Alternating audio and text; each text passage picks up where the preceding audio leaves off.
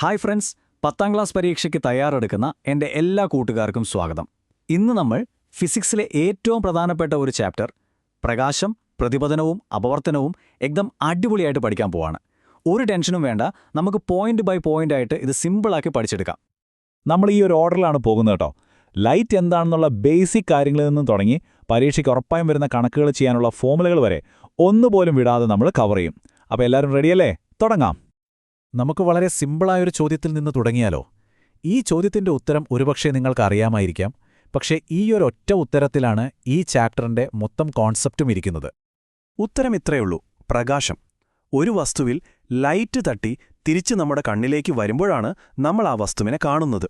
ഇവിടെ ഓർക്കേണ്ട ഏറ്റവും പ്രധാനപ്പെട്ട പോയിന്റ്, പ്രകാശം എപ്പോഴും ഒരു സ്ട്രെയിറ്റ് ലൈനിലാണ്, അതായത് നേർരേഖയിലാണ് സഞ്ചരിക്കുന്നത് എന്നതാണ്. ഇതിനെയാണ് റെക്റ്റിലീനിയർ പ്രൊപ്പഗേഷൻ ഓഫ് ലൈറ്റ് എന്ന് പറയുന്നത്. ഓക്കേ, അപ്പോൾ നമുക്ക് നമ്മുടെ ആദ്യത്തെ മെയിൻ ടോപ്പിക്കിലേക്ക് കടക്കാം: പ്രതിപതനം, അതായത് റിഫ്ലക്ഷൻ. കണ്ണാടികൾ എങ്ങനെയാണ് പ്രവർത്തിക്കുന്നത്, എന്തിനാണ് പലതരം കണ്ണാടികൾ ഉപയോഗിക്കുന്നത് എന്നൊക്കെ നമുക്കിവിടെ നോക്കാം. ഈ രണ്ട് നിയമങ്ങളും വളരെ വളരെ ഇമ്പോർട്ടൻ്റ് ആണ്.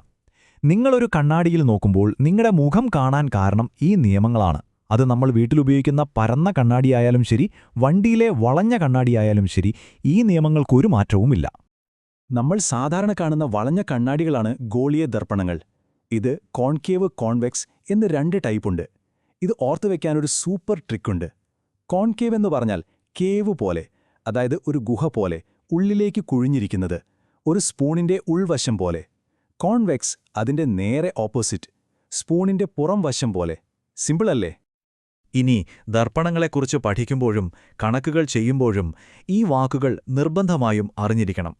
Paul, centre of curvature, focus, ഇതൊക്കെ എന്താണെന്ന് കൃത്യമായി മനസ്സിലാക്കിയാൽ മുന്നോട്ട് പഠിക്കാൻ വളരെ എളുപ്പമാകും. ഒരു ഇമേജ് എങ്ങനെ ഉണ്ടാകുന്നോ എന്ന് വരച്ചു കാണിക്കാൻ പരീക്ഷയ്ക്ക് ചോദിക്കാറുണ്ട്. അതിന് ഈ 3 സിമ്പിൾ റൂൾസ് ഓർത്തുവെച്ചാൽ മതി. ഈ 3 ഏതെങ്കിലും 2 ഉപയോഗിച്ച് നമുക്ക് ഏത് ഇമേജും ഈസിയായിട്ട് വരയ്ക്കാൻ പറ്റും. ഈ ടേബിളൊന്ന് നോക്കിക്കേ.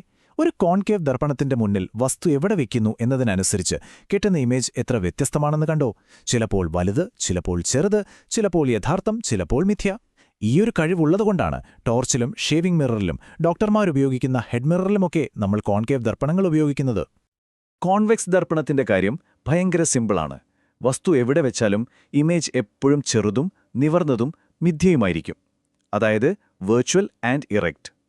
കൂടുതൽ ഏരിയ കാണാൻ പറ്റുന്നതുകൊണ്ടാണ് വണ്ടികളിലെ റിയർ വ്യൂ മിററായി കോൺവെക്സ് ദർപ്പണം ഉപയോഗിക്കുന്നത്. ഓക്കെ, അപ്പോൾ ലൈറ്റ് ഒരു സ്ഥലത്ത് തട്ടി തിരിച്ചു പോകുന്ന റിഫ്ലക്ഷൻ നമ്മൾ പഠിച്ചു. ഇനി ലൈറ്റ് ഒരു മീഡിയത്തിൽ നിന്ന് മറ്റൊന്നിലേക്ക് കടന്നുപോകുമ്പോൾ, അതായത് വായുവിൽ നിന്ന് വെള്ളത്തിലേക്കോ ഗ്ലാസിലേക്കോ ഒക്കെ കടക്കുമ്പോൾ എന്ത് സംഭവിക്കും? അതാണ് അപവർത്തനം. നിങ്ങളെല്ലാവരും ഇത് ശ്രദ്ധിച്ചിട്ടുണ്ടാകും അല്ലേ? ഒരു ഗ്ലാസ് വെള്ളത്തിൽ ഒരു പെൻസിൽ വെച്ചാൽ അത് ഒടിഞ്ഞതുപോലെ തോന്നുന്നത്. ഇതിന്റെ പിന്നിലെ സയൻസ് എന്താണെന്ന് നമുക്ക് നോക്കാം. ഈ പ്രതിഭാസത്തെയാണ് നമ്മൾ അപവർത്തനം അഥവാ റിഫ്രാക്ഷൻ എന്ന് പറയുന്നത്. ലൈറ്റ് ഒരു മീഡിയത്തിൽ നിന്ന് വേറൊരു മീഡിയത്തിലേക്ക് കടക്കുമ്പോൾ അതിന്റെ സ്പീഡ് മാറും. ഈ സ്പീഡ് മാറുന്നതുകൊണ്ടാണ് അതിന്റെ വഴിക്കൊരു ചെറിയ വളവ് സംഭവിക്കുന്നത്. ഡെൻസിറ്റി കൂടിയ മീഡിയത്തിലേക്ക് കടക്കുമ്പോൾ ലൈറ്റ് നോർമലിന്റെ അടുത്തേക്കും, ഡെൻസിറ്റി കുറഞ്ഞതിലേക്ക് കടക്കുമ്പോൾ നോർമലിൽ നിന്ന് അകന്നും പോകും. അപ്പോൾ ഈ ലൈറ്റ് എത്രത്തോളം വളയുമെന്ന് നമുക്കെങ്ങനെ കണ്ടുപിടിക്കാൻ പറ്റും? അതിനാണ് സ്നെൽ നിയമം. ഈ നിയമവും റിഫ്രാക്റ്റീവ് ഇൻഡെക്സ് എന്നറിയപ്പെടുന്ന അപവർത്തനാങ്കവും ഉപയോഗിച്ച് ലൈറ്റ് എത്രത്തോളം ബെൻഡ് ചെയ്യും എന്ന് നമുക്ക് കൃത്യമായി കണക്കുകൂട്ടാൻ സാധിക്കും. മിറർ പോലെ തന്നെ ലെൻസും 2 ടൈപ്പുണ്ട്: കോൺവെക്സും കോൺകേവും. കോൺവെക്സ് ലെൻസ് ലൈറ്റിനെ ഒരുമിപ്പിക്കുന്നു, അതുകൊണ്ട് അതിനെ കൺവേർജിംഗ് ലെൻസ് എന്നും പറയും. കോൺകേവ് ലെൻസ് ലൈറ്റിനെ അകറ്റിവിടുന്നു, അതുകൊണ്ട് അതിനെ ഡൈവേർജിംഗ് ലെൻസ് എന്നും പറയും.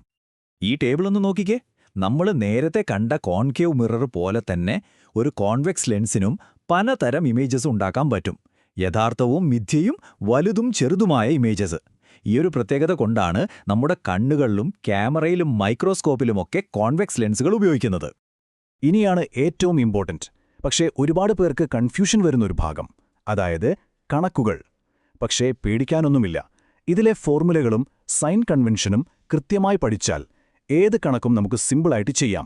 നമുക്ക് ഒരുമിച്ച് പഠിക്കാം. ഇവിടെ എല്ലാവരും നല്ലോണം ശ്രദ്ധിക്കണം. ഒരു ഗ്രാഫ് പേപ്പർ ഓർത്താൽ മതി. ഒറിജിനിൽ നിന്ന് ഇടത്തോട്ട് നെഗറ്റീവ്, വലത്തോട്ട് പോസിറ്റീവ്, മുകളിലേക്ക് പോസിറ്റീവ്, താഴോട്ട് നെഗറ്റീവ്. അതേ റൂളാണ് ഇവിടെയും. സൈൻ തെറ്റിയ തീർന്നു, ഉത്തരം മൊത്തം തെറ്റും. അതുകൊണ്ട് ഈ റൂൾസ് ശരിക്കും മനഃപ്പാടമാക്കിക്കോ. നോക്കൂ, മിറർ ഫോർമുലയും ലെൻസ് ഫോർമുലയും ഏതാണ്ട് ഒരുപോലെയാണിരിക്കുന്നത്. പക്ഷേ ആ ഒരൊറ്റ വ്യത്യാസം കണ്ടോ? മിററിൽ പ്ലസ്, ലെൻസിൽ മൈനസ്. ഈ ചെറിയ വ്യത്യാസം വളരെ വലുതാണ്. ഇത് മാറിപ്പോകരുത് കേട്ടോ. ആവർധനം അഥവാ മാഗ്നിഫിക്കേഷൻ നമുക്ക് രണ്ട് കാര്യങ്ങൾ പറഞ്ഞുതരും. ഒന്ന്, ഇമേജ് എത്ര വലുതാണ് എന്ന്.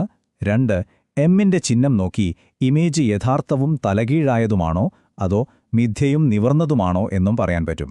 എം നെഗറ്റീവ് ആണെങ്കിൽ real and inverted, M positive ആണെങ്കിൽ virtual and erect. Simple. Okay, നമുക്കൊരു പ്രോബ്ലം ചെയ്ത് നോക്കിയാലോ? നോക്കൂ, ആദ്യം തന്നിരിക്കുന്ന കാര്യങ്ങളൊക്കെ സൈൻ കൺവെൻഷൻ വെച്ച് ശരിയായി എഴുതുക. യു എപ്പോഴും നെഗറ്റീവായിരിക്കും, ഓർമ്മയുണ്ടല്ലോ. എന്നിട്ട് ഫോർമുലയിലിട്ട് കൊടുക്കുക. അവസാനം കിട്ടുന്ന വിയുടെയും എച്ച് ഡാഷിന്റെയും ചിഹ്നം നോക്കി ഇമേജിന്റെ സ്വഭാവം പറയാൻ മറക്കരുത്. ഓക്കെ, നമ്മൾ ഓൾമോസ്റ്റ് എല്ലാം കവർ ചെയ്തു. ഇനി ലാസ്റ്റ് ഒരു ടോപ്പിക്ക് കൂടി, ലെൻസിന്റെ പവർ. നിങ്ങളുടെ കണ്ണടിയുടെ പവർ പ്ലസ് ആണോ മൈനസ് ആണോ എന്നൊക്കെ കേട്ടിട്ടില്ലേ?